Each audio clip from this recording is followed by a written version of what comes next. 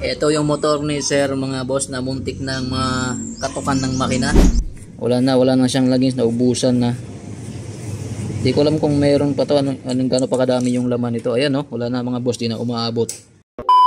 So yun, meron tayo itong isang unit na Z200i na for repaint. Yan, papakita ko sa inyo mga boss kung anong itsura ng before niya at after. Para may idea kayo kung anong ginagawa natin. Hindi lang basta-basta repaint ng repaint lang. May mga repair din tayong mga ginagawa. Ayan. So ayan, tulad niyan, may mga basag yung front fender. Tapos yan, mabasag din. Lahat ng mga basag niyan mga boss, ni-repair natin na maayos yan para bago i-repaint, solido talaga. So ayan, may mga gasgas, mga malalim yan mga boss. Yung gasgas niyan, hanggang ilalim yan mga boss kasi daw na aksidente ata itong motor na slide ata. So ayan, laking basag. So yun, lahat ng mga boss, ipupulido natin yan ng pagka-repair. Tapos bago natin i-repaint, no? Para quality talaga yung kalabasan ng ating trabaho, para hindi lang basta bara-bara. So yan, pati sa likod yan mga boss, kung makita nyo sa video, yan daming basag-basag, may mga missing parts pa na kailangan nating ayusin. So yan, mga tornilyuhan, pati yan sa ilalim nyo yung mga boss, yun, kung mapansin nyo yung mga fairings, hiwalay na talaga siya. Ayan, isa pang problema mga boss sa unit na to, yung kanyang makina, kasi ang daming tagas ng langis mga boss, bago kasing palit ng block. Pero ang daming tagas na langis, kaya ipapacheck ni bossing sa atin kung anong dahilan at anong pwedeng gagawin, no? Para maayos na rin siya at maisabay na bago natin ikabit yung kaha. Ayun, panoorin niyo mga boss hanggang dulo ng video to para magkaroon kayo ng idea yung anong before and after niya. Ito yung motor ni sir mga boss na muntik ng katukan ng makina. Ayan, kung mapansin niyo yung makina niya, yung ilalim, napakadaming langis. Ayan o. Sabi ni sir nung pinapacheck sa akin, baka daw kasi sa block, kasi pinalitan ng block to mga boss, kasi sumabog. Di ko alam kung nangyari to sa block, kaya pinalitan yung buong block. Ito, yan, yung kulay silver na yan. Sabi ni sir baka daw sa gasket, pero okay naman. Pag nung tinignan ko, okay naman yung niya, wala namang indication na may tagas yung gasket niya sa may dito, may dugtungan. Kasi meron naman siyang gasket. Ayan o, kung mapansin nyo, may parang guhit dyan. Tignan ko rin yung dito, baka maluwag lang yung tapit niya sa ibabaw, yung sa may dito. Yan, sa may head, kabilaan, okay naman, wala naman siyang tagas. Nung nakita ko mga boss, dito yung nagka-problema. Ayan, yung tensioner. Yung pinalitan ng block to mga boss, pagka uwi ni sir, meron na siyang mga tagas-tagas, yung madami niyang tagas yung langis yung pagka-uwi niya after mapalitan ng block. So yun, simula noon, di na niya masyadong ginagamit kasi baka daw mangyari pa. Yan, kaya dinala dito sa atin, pinatingnan, no? So yan, ito yung napansin ko. Ayan, yung sa may tensioner, nawala yung tornilyo. Ayan, no?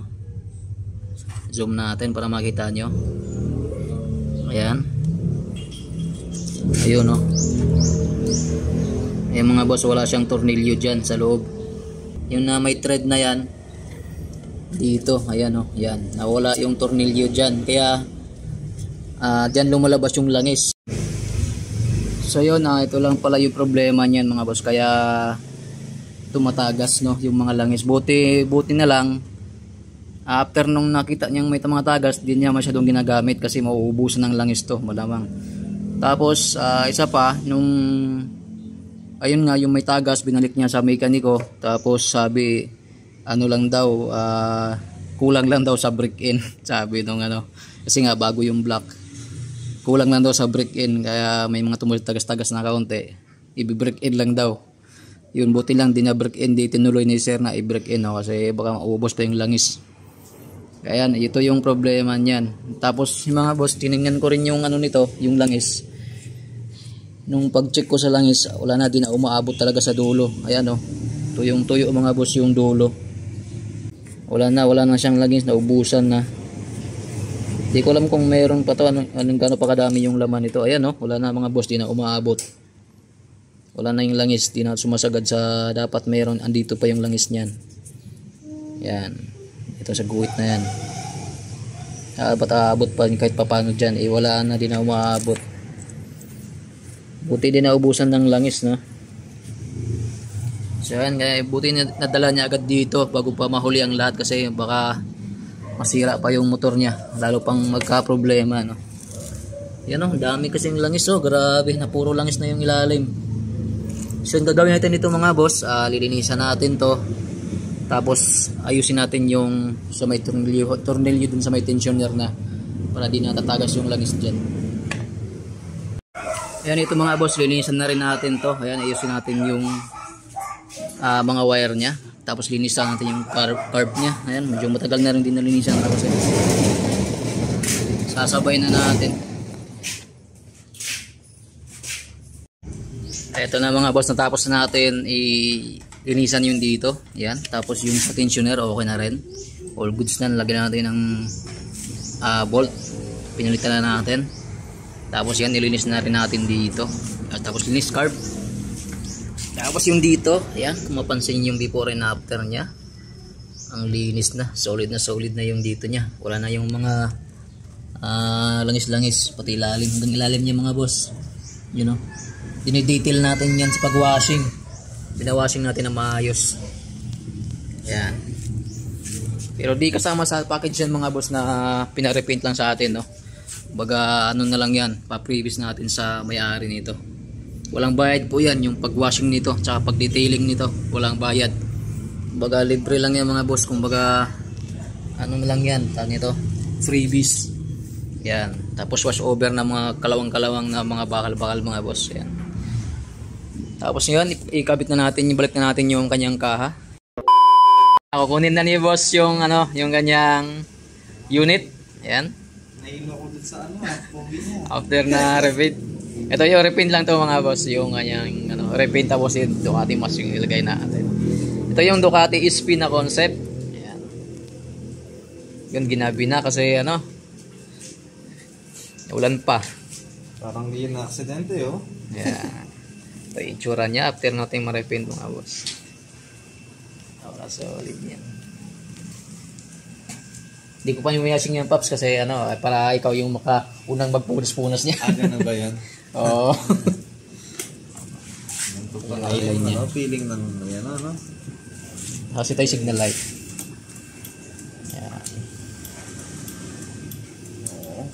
Tanalo. Si Pops Delphin. Yan, shoutout from ano, Bacoor, no? Pura ka ba? So ito yung unit niya. Yan. Ginabi na kami. Yan, Ducati SP concept.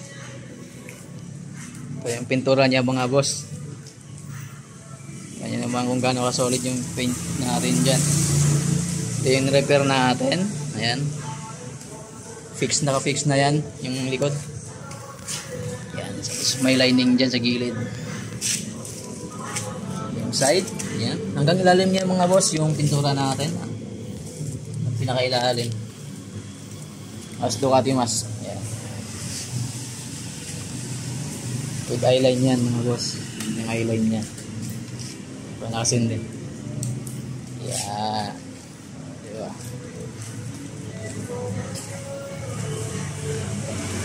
Okay oh. Sige Pops, kilatisin mo muna. Kilatisin mo muna yung ano.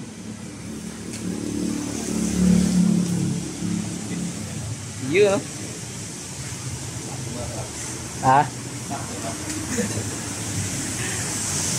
Yung belt mo ito Pops, para magasgas sa ano. May belt to ah. Sige Pops, ingat.